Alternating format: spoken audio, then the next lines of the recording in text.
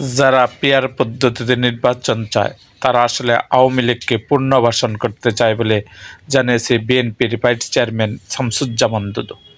আজ মঙ্গলবার ৮ জুলাই জাতীয় প্রেসক্লাবের তোফাজ্জল হোসেন মানিক মিয়া হলে দেশ বাঁচাও মানুষ বাঁচাও আন্দোলনের আয়োজনে জুলাই-আগস্ট গণঅভ্যুত্থানের প্রথম বর্ষপূর্তি উপলক্ষে আয়োজিত স্মরণ সভায় একথা বলেন তিনি বলেন, যারা পিয়ার আনুপাতিক প্রতিনিধিত্ব পদ্ধতিতে নির্বাচন চায় তারা আসলে আওয়ামী লীগকে পুনর্বাসন করতে চায়। তারা অন্ধকারের শক্তিকে ফিরিয়ে আনতে চায়। জনগণে এই ষড়যন্ত্র বুঝে গেছে।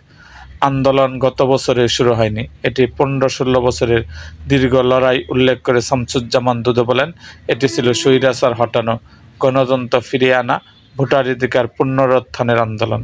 এখন কেউ পিয়ার পদ্ধতির কথা বলছেন, এটা নতুন ফাঁদ। জনগণের রায় ছিনিয়ে নিয়ে আওয়ামী লীগকে ফেরত আনতে তারা নতুন পথ খুঁজছেন।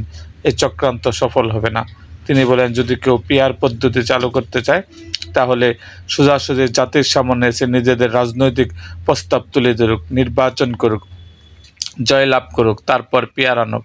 কিন্তু বিএনপির ঘাড়ে চেপে কিংবা রাষ্ট্রের ঘাড়ে চাপিয়ে কিছু আদায় করা যাবে না। জাতি এসব ষড়যন্ত্রের বিরুদ্ধে রুখে দাঁড়াবে।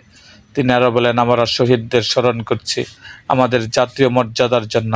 তাদের সম্মান দিতে হলে জাতীয় মুক্তির কাজ শেষ করতে হবে। সেটি সম্ভব সুষ্ঠু নির্বাচনের মাধ্যমে। হাসিনার দখলে থাকা ভোটাধিকার আমাদের ফিরিয়ে আনতে হবে। জনগণকে স্বাধীনভাবে ভোট দেওয়ার সুযোগ দিতে হবে। নির্বাচনই একমাত্র রাস্তা।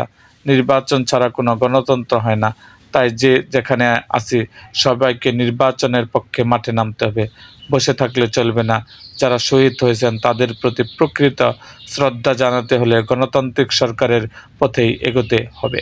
এরকম আরও ভিডিও পেতে এবং রাজনৈতিক অঙ্গনের নানা ঘটনা ও ইতিহাস জানতে আমাদের মুক্তাগাছার ইতিহাস মিডিয়া ইউটিউব চ্যানেলটিকে সাবস্ক্রাইব করুন এবং পাশে থাকা বেল আইকনটি বাজিয়ে দিন।